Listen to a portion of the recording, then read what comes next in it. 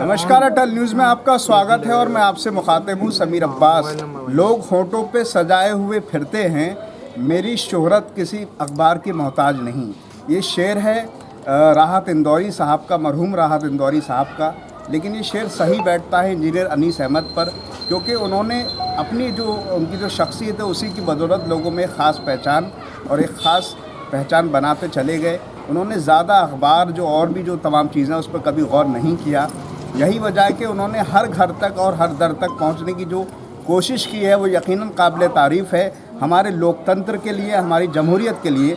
क्योंकि अगर वोट बनेगा तो हमारी जमहूरियत, हमारा लोकतंत्र मजबूत होता चला जाएगा। और इसी को लेकर वो सूफी टोले में मौजूद हैं।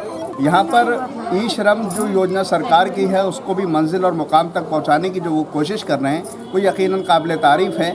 और मैं उसी बात को लेकर यहाँ मौजूद है, मैं उनसे बात करूँगा। मैं चाहता हूँ सबसे पहले कैमरे की नज़र से दिखाया जाए, तमाम लोग यहाँ मौजूद हैं, यहाँ आए हुए हैं, हम उनसे भी जानेंगे और यहाँ जानने की कोशिश करेंगे किस तरह की जो तमाम चीज़ें हैं वो हो रही हैं। यकीनन बहुत बड़ी बात है और मैं ये समझता हूँ कि इस बार बरेली कैंट सीट पर ऐतिहासिक वोटिंग भी होगी, क्योंकि समाजवादी पार्टी के जो सीनियर लीडर हैं इंजीनियर अनीस अहमद साहब, जो कि एक दावेदार भी हैं समाजवादी पार्टी के, उन्होंने हर घर तक पहुंचने की और उन्होंने अपनी टीम के ज़रिए से जो कोशिश की है वो बहुत बड़ी बात है। वो सियासत, सत्ता और कुर्सी से हटकर बात है, उसकी हर जगह तारीफ़ हो रही है और एक बड़ी पहल है, बहुत सारे लोग उसकी बात करते हैं। आज हमारे साथ इंजीनियर अनीस अहमद साहब भी मौजूद हैं, मैं उनसे ही जानने की कोशिश करूँगा। मैं सबसे पहले आपको इस बात की मुबारकबाद ज़ाती तौर पर देना चाहता हूँ कि आपने जो लोकतंत्र और हमारी जमहूरियत को मजबूत करने के लिए जो कोशिश की है अपनी टीम के ज़रिए से, वो काबिल तारीफ़ है। शुक्रिया।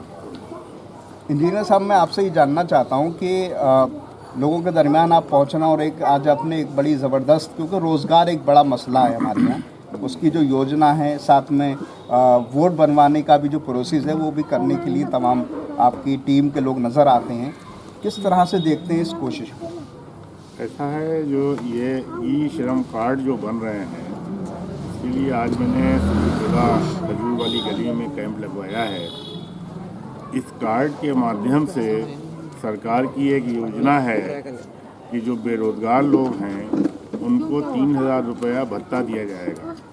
तो उसके लिए मैंने ये योजना के तहत ये कैंप लगवाया है। और इससे पहले मैं जो हर घर घर के अंदर वोटों वाला एक स्टिकर लगवा रहे हैं, जिससे ये कि किसका वोट कहाँ पड़ेगा, किस बूथ पे पड़ेगा, उसके साथ साथ में वोट बनाने का काम भी हमारी टीम ने किया है। तो ये काम हमारा लगातार 4 महीने से, सितंबर मैंने 1 तारीख से ये कार्यक्रम शुरू किया था, तो लगातार चल रहा है। जिससे ये मैंने वोट भी बनवाए हैं और लोगों को घरों में स्टिकर के माध्यम से एक एक वोट को बता दिया है कि उसका वोट किस बूथ पर और किस स्कूल में किस जगह पड़ेगा, किस नंबर पे पड़ेगा, तो उसको आसानी हो जाएगी। ये काम किया। मैं आपसे और ये जानना चाहता हूँ कि लगभग कितने % लोगों तक आप पहुँच चुके हैं, आपकी टीम पहुँच चुकी है, किस तरह से काम करती है, थोड़ा सा उस पर भी रोशनी डाल दें। ऐसा है, पूरी कैंट विधानसभा में मैं करीब 80% अब तक घरों तक पहुँच चुका हूँ और जो 20% बचा है तो वो मुझे उम्मीद है कि मैं इस जनवरी माह में इसको पूरा कर लूँगा। वोटिंग होने से पहले इस काम को मैं पूरा कर दूँगा।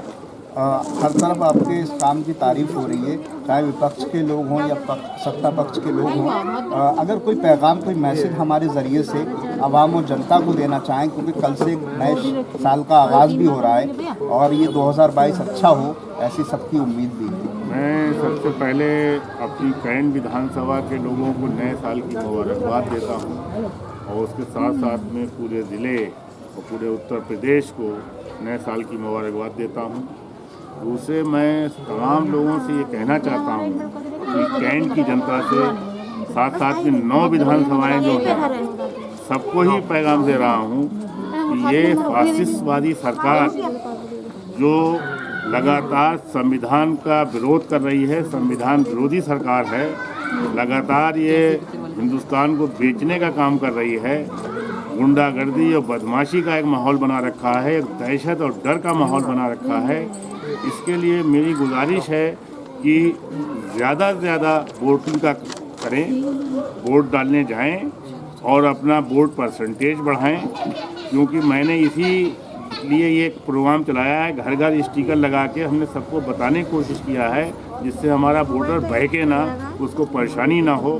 तो मेरी यही गुजारिश है। दूसरे ये कि ये फासिस्ट सरकार भाईचारा बिगाड़ने की कोशिश कर रही है लगातार। अभी हरिद्वार में धर्म सांसद के नाम पर इतना ज़्यादा अल्पसंख्यक समाज को गाली दिया गया और उसको मारने की धमकी दिया गया। आज तक मुकदमा नहीं लिखा गया है, कोई गिरफ्तारी नहीं हुई है।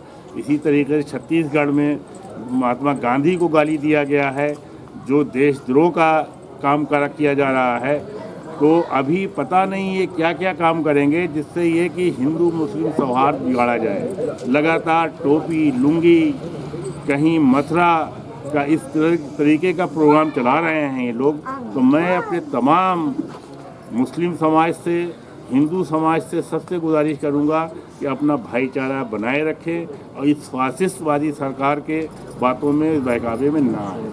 चलिए, हमारी तरफ से भी आपको शुभकामनाएं हैं। 2022 को लेकर आपको टिकट मिले, आप विधायक बने और इससे ऊपर के मंत्री बने। बहुत सारी शुभकामनाएं आपको। शुक्रिया, बहुत बहुत शुक्रिया। तो हमारे साथ थे इंजीनियर अनीस अहमद, जिनकी कोशिश यकीनन काबिल तारीफ़ है और सियासत से ऊपर उठ के है। मेरे साथ जो यहाँ काम ई श्रम का हो रहा है उसके एक मेंबर मौजूद है। मैं थोड़ा सा आपसे कुछ बातें जानना चाहता हूँ। नाम क्या है आपका? मोहम्मद वसीम। मोहम्मद वसीम। वसीम भाई, ये बताइए कि क्या प्रोसेस है और किस तरह की योजना है जो लोगों तक, आवाम तक आप इंजीनियर अनीस अहमद के बैनर तले कर पा रहे हैं?